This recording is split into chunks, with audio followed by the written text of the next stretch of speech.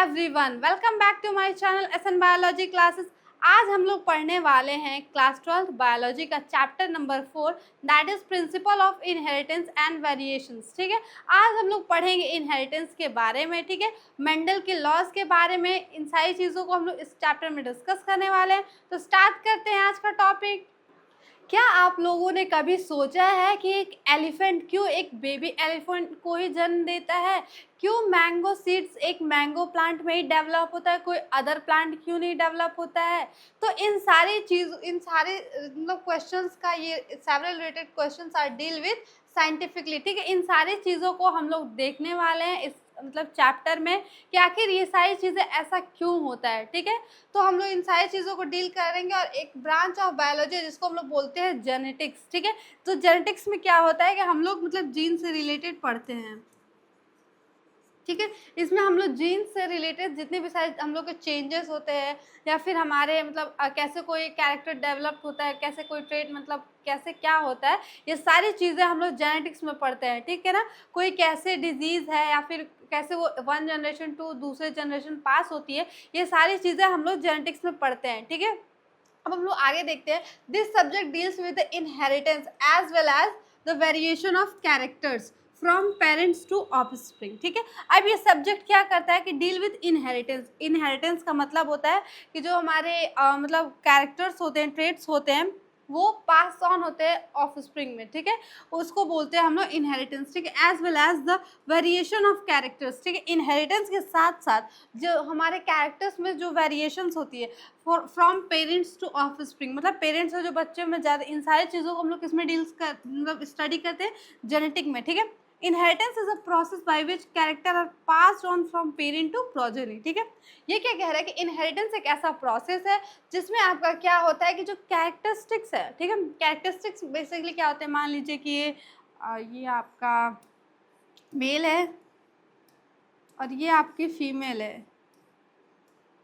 ठीक है, ये मेल है और ये आपका फीमेल है। ठीक है, मान लीजिए कि इसके इसके जो हेयर्स है वो ब्लैक है।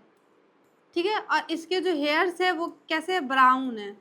ठीक है, तो ये दो अलग अलग मतलब ट्रेट हुए, कैरेक्टर हुए। तो वही कह रहे हैं character are pass on from parent to progeny. ठीक है, अब इनके जो बच्चे होंगे उनमें या तो आपके हेयर्स, ये मेल का जाएगा तो ब्लैक होगा, या तो आपका ब्राउन होगा। ठीक है, तो यही कह रहा है कि ये जो कैरेक्टर होते हैं, जो पास होते हैं पेरेंट से लेके बच्चे में, उस प्रोसेस को हम लोग क्या बोलते हैं, इनहेरिटेंस बोलते हैं। ठीक है, it is the basis of heredity.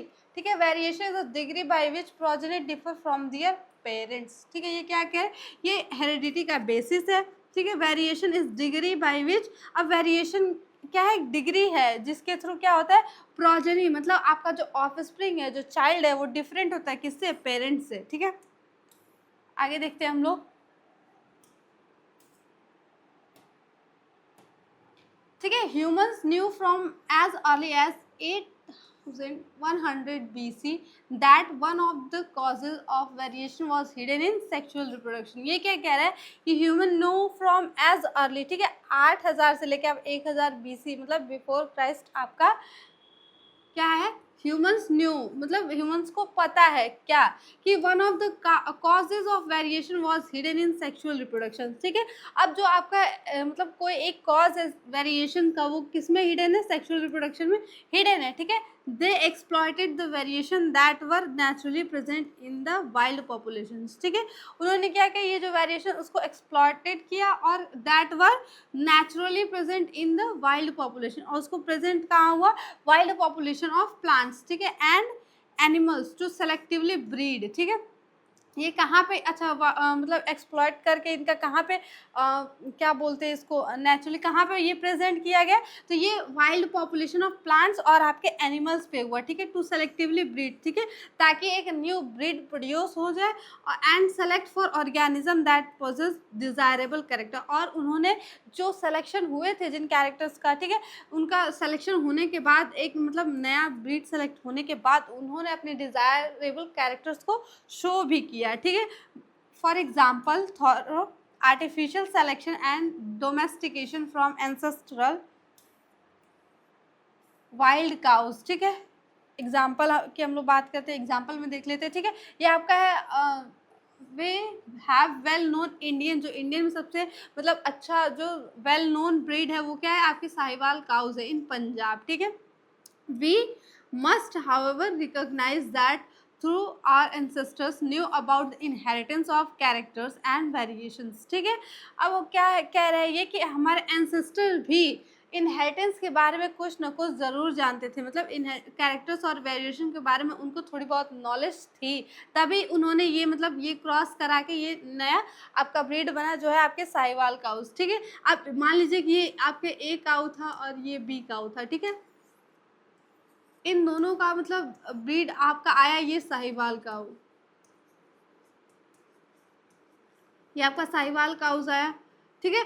इसमें जो ए का कैरेक्टर होगा वो भी प्रेजेंट होगा, ठीक है, और इसमें बी का होगा वो भी प्रेजेंट होगा, मतलब दोनों का मतलब जो हम लोगों को चाहिए था, जो डिजायर कैरेक्टर चाहिए था वो इसमें प्रेजेंट होगा, ठीक है। फॉर एग्जांपल कि मान लीजिए कि ए काऊ है आपकी, मतलब बहुत अच्छा इसका मिल्क का प्रोडक्शन होता है, ठीक है, मिल्क बहुत अच्छा देती है, और बी है आपका डिजीज फ्री, मतलब इस काऊ को जल्दी डिजीज नहीं होती है, ठीक है। तो जब न्यू ब्रीड बना तो ये जो साहिवाल काउज आए इसमें क्या था कि आपका ये मिल्क भी ज़्यादा देंगी और इनको जल्दी कोई बीमारी भी नहीं होगी, ठीक है। तो ये डिज़ायर अपना कैरेक्टर शो कर रहा था, ठीक है। वही कह रहा है कि न्यू अबाउट, उन्हें थोड़ा बहुत इनहेरिटेंस के आपके कैरेक्टर्स और वेरिएशंस के बारे में पता थी। They had very little idea about the scientific basis of this phenomena, ठीक है। उनके पास थोड़ा बहुत आइडिया था ये सारे फिनोमिना को लेकर, ठीक है। अब हम लोग देखते हैं मेंडल लॉ ऑफ इनहेरिटेंस, ठीक है।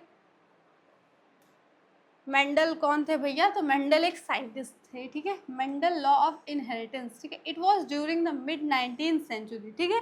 मिड 19th सेंचुरी की ये बात है, that headway was made in understanding of inheritance, ठीक है। इनहेरिटेंस को मतलब समझने के लिए उन्होंने ये सारी चीज़ें दी थी, ठीक है। Gregor Mendel conducted hybridisation experiment, ठीक है। अब ग्रिगोर मेंडल, मेंडल का पूरा नाम क्या था, ग्रिगोर मेंडल, ठीक है। उन्होंने क्या किया कि एक एक्सपेरिमेंट कंडक्ट किया किस पे, हाइब्रिडाइजेशन पे, ठीक है। एक्सपेरिमेंट ऑन गार्डन पीस, ठीक है। और उन्होंने आपका हाइब्रिडाइजेशन किस पे, किस प्लांट पे किया, तो वो क्या था, गार्डन पीस यानी मटर पे, फॉर 7 ईयर्स, ठीक है। उन्होंने कब तक किया, 7 ईयर्स तक ये कंटिन्यू किया, ठीक है। ये आपका ईयर है 1856 से लेके 1863 तक, and propose the laws of inheritance in living organism, ठीक है। उन्होंने 7 ईयर मतलब 7 ईयर्स तक एक्सपेरिमेंट को कंटिन्यू किया और उसके बाद उन्होंने क्या दिया, लॉ ऑफ इनहेरिटेंस दिया लिविंग ऑर्गेनिज्म में, ठीक है। कैसे लॉ ऑफ इनहेरिटेंस या फिर इनहेरिटेंस कैसे क्या होता है, उन्होंने ये सारी चीज़ें बताई, ठीक है। During Mendel investigations into inheritance, अब मेंडल की इन्वेस्टिगेशन के टाइम क्या था कि pattern, inheritance pattern was the first time that statistical analysis and mathematical logic were applied to problems in biology, ठीक है। अब इस टाइम क्या था कि ये एक ऐसा मतलब केस, सॉरी, ये एक ऐसा केस था, ठीक है। Investigation into inheritance pattern was, ये फर्स्ट टाइम एक ऐसा स्टैटिस्टिकल एनालिसिस था जिसमें आपका क्या था कि मतलब मैथमेटिकल लॉजिक को भी अप्लाई किया था, मतलब बायोलॉजी के प्रॉब्लम को सॉल्व करने के लिए, ठीक है। Solve the problem in biology, क्या किया गया था, मैथमेटिकल लॉजिक को भी उन्होंने अप्लाई किया था, ठीक है। His experiment had large sampling size which give greater credibility to data that he collected, ठीक है। also the confirmation of his inferences from experiments on successive generation of his test plan, ठीक है।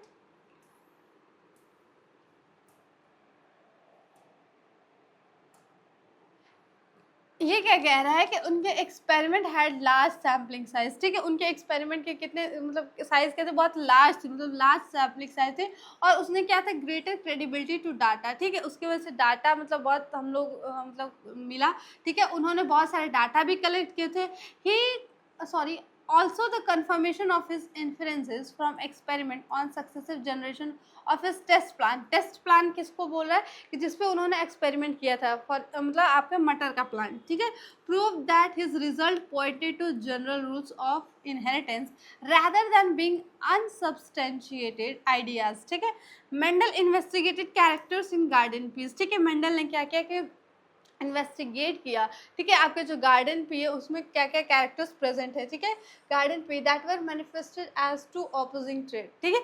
अब उन्होंने जब उस पर एक्सपेरिमेंट करे तो उन्होंने देखा कि आपके जितने भी कैरेक्टर्स प्रेजेंट है उसमें दो ऑपोजिट ट्रेड्स भी प्रेजेंट है, ठीक है, ऑपोजिट एग्जाम्पल में आपका देख लीजिए टॉल और डॉर्फ प्लांट, ठीक है। अगर मान लीजिए कि उन्होंने बहुत सारे मटर के पौधे उगाए हैं, ठीक है, तो उसमें क्या था कि कुछ टॉल हुए थे कुछ शॉर्ट हुए थे, मतलब कि दो ट्रेड प्रेजेंट थे, ठीक है, एक कैरेक्टर के दो ट्रेड प्रेजेंट थे, ठीक है, येलो और ग्रीन सीड, ठीक है। आपका सीड जो था अंदर का वो क्या हो सकता है, येलो भी हो सकता है और ग्रीन भी हो सकता है, ठीक है। This allowed him to set up a basic framework of rules governing inheritance, ठीक है, which was expanded on by later scientists to account for all the diverse natural observation and the complexity inherent in them, ठीक है। अब इसमें क्या है कि ये क्या किया, allowed him to set a basic framework, ठीक है, इसके वजह से उनको क्या मिला, उन्होंने बेसिक फ्रेमवर्क सेट किया, ठीक है, रूल्स गवर्निंग इनहेरिटेंस, ठीक है, इनहेरिटेंस के ऊपर, ठीक है। उन्होंने बहुत सारी रिसर्च करी, उन्होंने बहुत सारे एक्सपेरिमेंट करे, काफ़ी मतलब मेहनत करने के बाद उन्होंने लॉज ऑफ इनहेरिटेंस को दिया, क्योंकि उनके पास कोई प्रूफ नहीं था तो पहले एक्सेप्ट नहीं किया गया, फिर बाद में उस पर फिर मतलब रिवाइज करके फिर ये चीज़ें मतलब पता चली कि हाँ उन्होंने जो दिया था वो सही था, ठीक है। Diverse natural observation and complexity inherent in depth, ठीक है। मेंडल कंडक्टेड सच आर्टिफिशियल पॉलिनेशन, ठीक है, मेंडल ने क्या किया था कि आर्टिफिशियल पॉलिनेशन कंडक्ट कराया था, ठीक है। क्या किया था, आर्टिफिशियल पॉलिनेशन। अब आपका पॉलिनेशन क्या था कि सपोज दैट ये आपका एक फ्लावर है, ठीक है, और ये आपका दूसरा फ्लावर है, ठीक है। तो यहाँ का जो एंथर था स्टिग्मा पे गया, तो मतलब transfer of anther to the stigma, उसको क्या बोले थे हम लोग, पॉलिनेशन बोले थे, ठीक है। और ये आपका एक दूसरा प्लांट का फ्लावर है, ठीक है, ये आपका दूसरे प्लांट का फ्लावर है और ये दूसरे प्लांट का फ्लावर है, ठीक है। तो ये अब जब इसका एंथर उड़ के इस पे जाएगा मतलब ये क्रॉस पॉलिनेशन हुआ, ठीक है। तो वही कह रहे हैं कि आर्टिफिशियल क्रॉस पॉलिनेशन एक्सपेरिमेंट उन्होंने ये कंडक्ट किया था, ठीक है, using several true breeding P lines, ठीक है। और true breeding line is one that having undergone continuous cell pollination, ठीक है। अब ये आपका ट्रू ब्रीडिंग पी लाइन्स क्या है, तो ये क्या कह रहा है कि ये ऐसे मतलब ब्रीडिंग लाइन है जिनमें सिर्फ अंडरगो मतलब ये बार बार सेल्फ पॉलिनेशन करते हैं, ठीक है, ये बार बार सेल्फ पॉलिनेशन के shows the stable trait inheritance, ठीक है। और ये क्या शो करेगा, स्टेबल ट्रेट, ठीक है, and expression for several generations, ठीक है। Mendel selected 14 true breeding P plant varieties, ठीक है। मेंडल ने क्या किया था कि 14 ट्रू ब्रीडिंग पी मतलब क्या बोलते हैं आपके पी प्लांट वेराइटीज़ को सेलेक्ट किया था, ठीक है। और 14 थे तो इनके पेयर्स बनेंगे तो कितने हो जाएंगे, मतलब ये 7 पेयर्स थे टोटल, जिसमें similar except for one character with contrasting trait, ठीक है। अब आपके कितने थे, ये कहाँ लिखूँ मैं, मान लीजिए कि आपके 7 पेयर्स थे, ठीक है, और इसमें कितने हो गए 40 ट्रेड्स प्रेजेंट थे। तो इसमें क्या था कि हर एक में क्या ये कह रहा है कि कॉन्ट्रास्टिंग ट्रेड, ठीक है, वन विथ कॉन्ट्रास्टिंग ट्रेड। एक मान लीजिए कि मतलब जो भी एक कैरेक्टर था दूसरा उसका कैसा था, ऑपोजिट रहता था, ठीक है। Some of the contrasting trait selected were smooth और रिंकल सीड्स, ठीक है। अब इसमें से कुछ जो आपके कॉन्ट्रास्टिंग ट्रेड को जिस सेलेक्ट किया गया था वो कैसे थे, स्मूथ थे और रिंकल सीड थे, मतलब मान लीजिए कि ये आपका स्मूथ मतलब सीड्स है और रिंकल ऐसे ऐसे कुछ, उसका शेप मतलब इरेगुलर रहेगा, ठीक है। येलो और ग्रीन सीड्स, ठीक है, येलो और ग्रीन थे। इन्फ्लेटेड फूर और कॉन्स्ट्रिक्टेड ग्रीन और येलो पॉड्स, ठीक है। ये पॉड मतलब ये जो मटर होता है आपका, ये छिलका वाला ऊपर वाला जो छिलका होता है उसको, जिसके अंदर बटर प्रेजेंट रहता है उसको क्या बोलते हैं ना, पॉड। तो ये बोल रहा है कि वो या तो आपको ग्रीन भी हो सकता है या तो फिर आपका येलो भी हो सकता है। टॉल और डॉर्फ प्लांट, ठीक है, टॉल मतलब लंबा, ये आपका लंबा हो गया और ये आपका छोटा हो गया, ठीक है। टॉल एंड डॉर्फ प्लांट भी हो सकता है।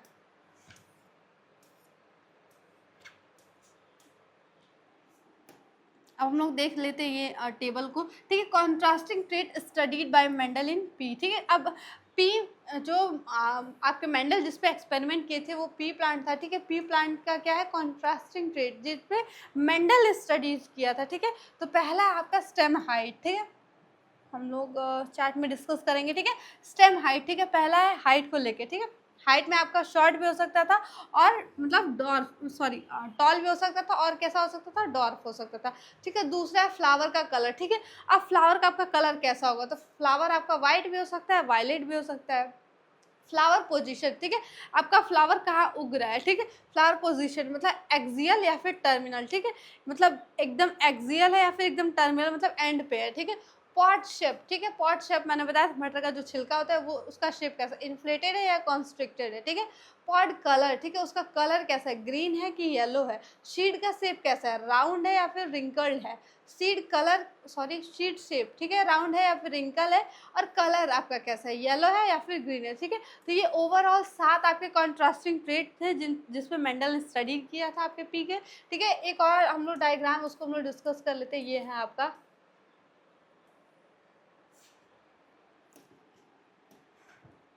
ठीक है, ये है आपके इधर आपका कैरेक्टर दिया हुआ है, ठीक है। ये dominant trait and recessive trait.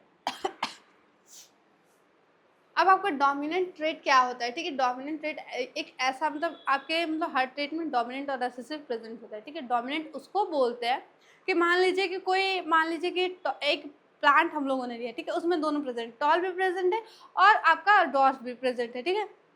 तो जो कैरेक्टर मतलब जो ट्रेट आपका टॉल वाला या फिर शॉर्ट वाला, दोनों में से कोई एक जो भी अपने आप को एक्सप्रेस कर पाएगा नेक्स्ट जनरेशन में, उसको क्या बोलते हैं, डोमिनेंट ट्रेट, ठीक है। ये आपका कैरेक्टर है, ये डोमिनेंट और रेसेसिव ट्रेट है, ठीक है। डोमिनेंट ट्रेट क्या होता है आपका, कि मान लीजिए कि कोई भी प्लांट है, ठीक है, उसमें टॉल ड्रॉफ, ठीक है, उसका कलर मतलब 2 कलर प्रेजेंट था। मान लीजिए कि आपका वायलेट और मतलब फ्लावर का कलर क्या था, वायलेट और वाइट था, ठीक है। इन दोनों में से जो आपका ट्रेट मतलब मान लीजिए कि आपका जो नेक्स्ट जनरेशन में जो ट्रेट शो हो गया, मतलब एक दूसरे में, मतलब मान लीजिए कि ये आपके 2 कार है, ठीक है। कार मेरे को तो बनाने आती नहीं है, ठीक है। मान लीजिए कि ये कार है, आपकी पहली कार है और ये दूसरी कार है, ठीक है। अब ये दोनों रेस लगा रही है, ठीक है।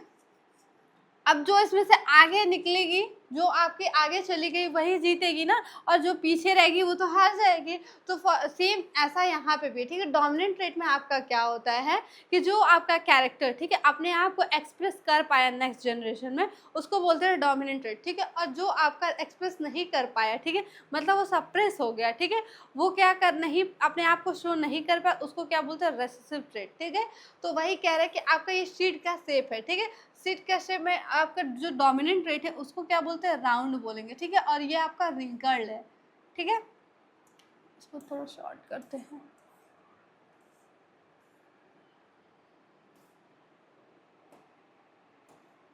ठीक है। ये आपका सीड का कलर है, आप लोग देख सकते हैं, येलो होगा या तो फिर ग्रीन होगा, ठीक है। फ्लावर का कलर क्या था, ये वायलेट या फिर वाइट, दोनों में से कोई एक होगा, ठीक है।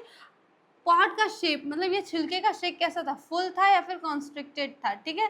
पॉट का कलर ग्रीन या फिर येलो, ये ग्रीन भी हो सकता है और येलो भी आपका हो सकता है, ठीक है। फ्लावर का पोजीशन क्या है, एक्सियल है या फिर टर्मिनल है, ठीक है। एक्सियल मतलब कहीं इधर से कहीं से भी निकला है, और टर्मिनल मतलब आपका एट द एंड मतलब एकदम से ऊपर ऊपर फ्लावर है, ठीक है। और हाइट की बात हुई थी, ठीक है। हाइट में आपका या तो ये टॉल भी हो सकता है, आप लोग देख सकते हैं, या तो ये आपका शॉर्ट हो जाएगा यानी डॉर्फ भी हो जाएगा, ठीक है। तो ये पूरा ओवरऑल था ये मेंडल के 7 कैरेक्टर्स जो मेंडल ने स्टडीज किए थे, मतलब 7 ईयर के एक्सपेरिमेंट में। उन आफ्टर 7 ईयर्स उन्होंने क्या दिया, लॉ ऑफ इनहेरिटेंस दिया, ठीक है। तो नेक्स्ट वीडियो में हम लोग देखेंगे कि मतलब वो लॉ ऑफ इनहेरिटेंस क्या है। Thank you everyone for watching my video.